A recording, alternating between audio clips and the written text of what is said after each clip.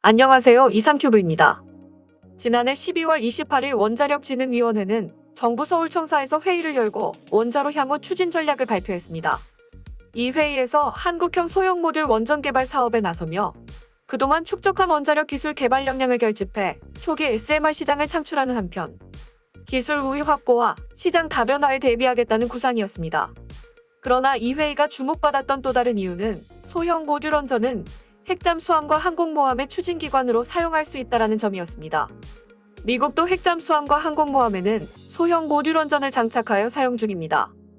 또한 작년엔 정부에서도 원자력 추진 잠수함에 대한 개발을 공언한 터라 소형 모듈 원전 개발 소식은 많은 주목을 받았습니다. IAEA는 소형 원자로를 전기 출력 300메가와급 이하라고 정의하나 일반적인 의견은 전기 출력 500메가와트급 이하를 소형 원자로라고 정의하고 있습니다. 이처럼 소형 모듈 원자로는 용량이 적으며 발전 용량은 300메가와트급 안팎으로 기존 원전이 1000에서 1500메가와트급이라는 것을 생각하면 약 3분의 1 수준에 불과하며 이보다 더 작은 원자로도 개발되고 있습니다. 원자로 용량을 줄이는 이유는 기존 태양광이나 풍력과 연계해 분산형 전원을 구축할 목적입니다. 용량이 큰 기존 원자로는 대규모 집중형 전원을 구성합니다. 집중형 전원은 용량이 크다는 장점은 있지만 대형 송전탑과 같은 대규모 송전 설비가 필요하고 전기 사용량이 들쭉날쭉할 때는 효율이 떨어집니다. 반면 분산형 전원은 송전 설비를 작게 운영할 수 있습니다. 전기가 필요한 곳 가까이에 설치할 수 있기 때문입니다. 전기 사용량 변화에 따른 효율도 높습니다. 주로 태양광과 풍력 등과 연계하기 때문에 환경적인 측면에서도 강점이 있습니다. 또 다른 특징은 모듈화입니다. 하나의 용기에 원자로와 증기 발생기, 냉각제 펌프 및 가압기 등 주요 기기를 담았습니다. 그 덕분에 크기도 매우 작습니다. 용량을 줄이면 버스보다 작은 크기의 원자로도 만들 수 있습니다. 소형으로 일체화하니 현장에서 건설이 필요한 기존 원자로와 달리 공장에서 제작을 할 수도 있습니다. 이런 장점을 활용해 전기가 필요하지만 송전 설비를 설치하기 어려운 지역에 사용하기 좋습니다. 수소 경제를 위해 필요한 수소 생산 시설이나 해수 담수화 시설 등에 이용하기 알맞습니다. 또한 쇄빙선이나 무역선 같은 장거리 항해를 하는 배와 군사용으로는 항공모함과 원자력 추진 잠수함의 동력으로서도 좋습니다.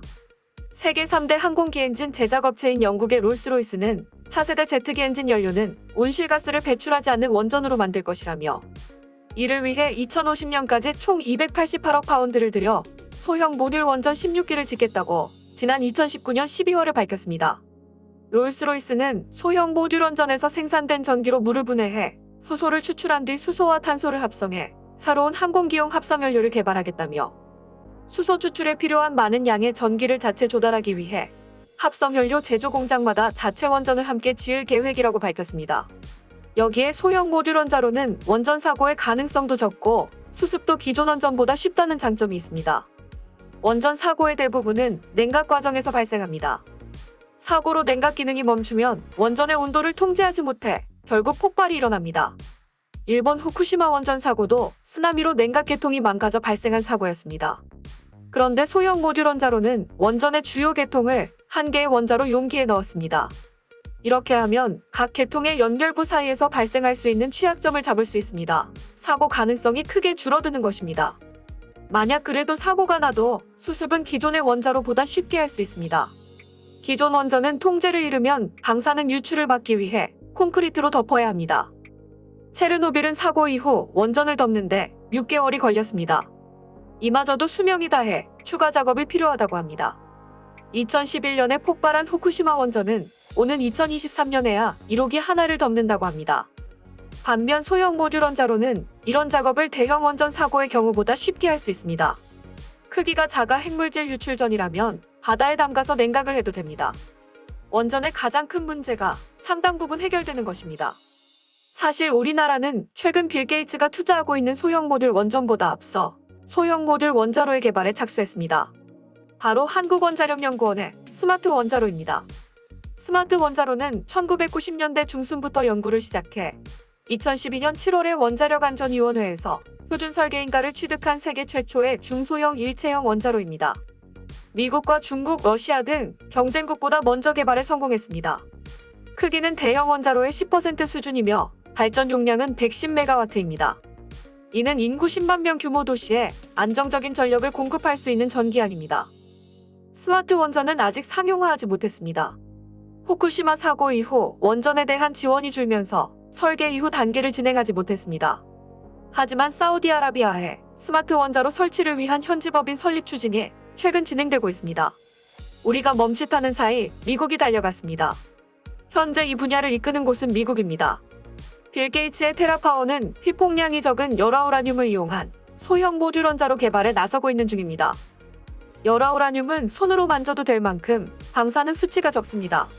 게다가 원료를 재활용할 수 있는 증식로 모델이기에 꿈의 원자로라고 불립니다.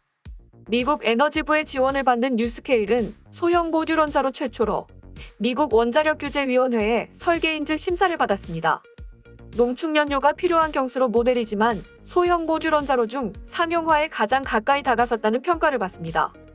그런데 재미있는 부분은 미국의 지원을 받고 있는 뉴스케일 파워는 한국의 두산중공업으로부터도 투자를 받고 있다는 점입니다.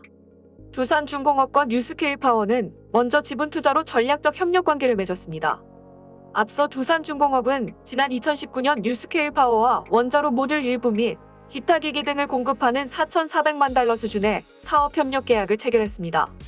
즉, 두산중공업이 주기기 공급사로 참여하는 미국 소형 모듈 원전 사업이 미국 원자력규제위원회 설계 심사를 통과했다는 뜻입니다.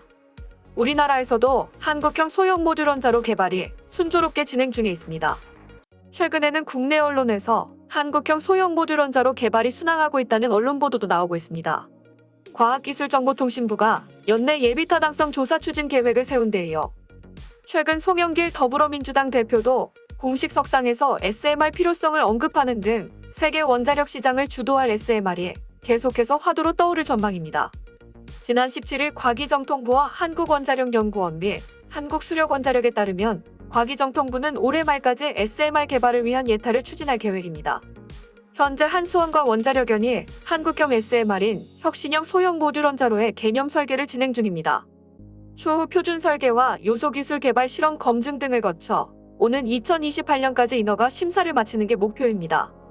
SMR은 증기 발생기와 냉각제 펌프, 가압기 등 주요 기기를 하나의 용기에 일체화한 소형 원자로로 전기 출력은 300메가와트 이하입니다. 최근 미국과 러시아 및 중국 등 많은 국가에서 70여 종 이상의 SMR 개발이 추진 중이며 원자력 업계는 오는 2035년까지 전 세계에서 65에서 85기가와트 규모의 SMR 시장이 형성될 것으로 전망하고 있습니다. 이에 우리나라도 기술 선점을 위해 2030년 수출을 목표로 혁신형 SMR 개발에 몰두 중입니다. 연간 ISMR 하나의 호기를 수출하면 연 매출 3조 원을 달성할 수 있다는 게 원자력 업계의 전망입니다. 앞서 지난달 14일에는 SMR 개발과 추진을 위한 혁신형 SMR 국회 포럼이 출범한 데 이어 지난 14일에는 문재인 대통령과 여당 지도부 회동에서 송영길 민주당 대표가 필요성을 언급하는 등 가치가 재조명되고 있습니다. 송 대표는 이 자리에서 미국 바이든 정부가 탄소 중립을 위해 원전 분야 SMR을 전문적으로 연구하고 있다며 SMR 분야나 대통령이 관심을 갖고 있는 원전 폐기 시장 같은 것도 한미가 전략적으로 협력할 필요가 있다고 말했습니다. 과기정통부 관계자는 올해까지 SMR 예타를 신청하는 게 목표라며 세계 시장에 적기 진입해 SMR 시장을 주도할 수 있도록 속도감 있게 추진하겠다고 말했습니다. 우리나라가 스마트 중소형 원자로를 처음 시작한 1990년대에는 소형 원자로는 주로 군사용으로 사용되었기 때문에 군사용 원전이라는 의심을 받을 수 있었지만 지금은 대놓고 소형 원자로를 개발할 수 있는 시대로 접어들어 훨씬 수월하게 개발을 진행할 수 있습니다. 우리나라는 원자력 추진 잠수함을 2030년대 중반에 취역시킬 예정이며 진화된 소형 모듈 원자로는 2029년까지 개발될 예정이어서 앞으로 개발될 소형 모듈 원자로는 군사용으로 전용되어 우리나라의 원자력 추진 잠수함의 동력으로 사용될 가능성이 높습니다. 점점 진화하고 있는 한국형 소형 모듈 원자로가 미래에는 탄소 중립을 위한 핵심 원자로가 되어 수출과 국방이라는 두 가지 목표를 잡을 수 있을지 주목됩니다. 이상 마치겠습니다. 시청해주셔서 고맙습니다. 이상튜브였습니다.